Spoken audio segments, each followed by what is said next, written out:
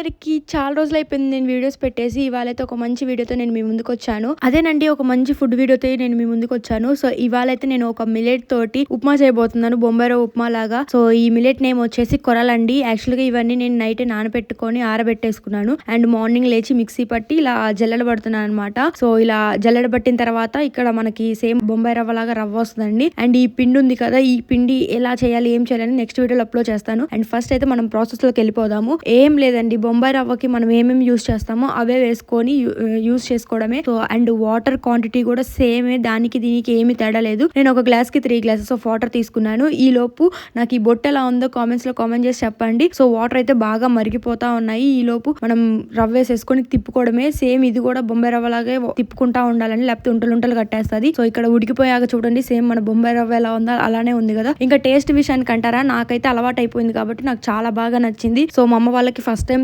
తినిపిస్తున్నాను కాబట్టి వాళ్ళకి కొంచెం డిఫరెంట్ అనిపించింది. బై ద వే ఇలా చేసుకొని తినండి, చాలా హెల్దీ. అండ్ ఎప్పుడైనా మీరు చేసుకున్నప్పుడు నాకు కామెంట్స్ లో కామెంట్ చేయండి. సరే చలో మరి, బై బాయ్.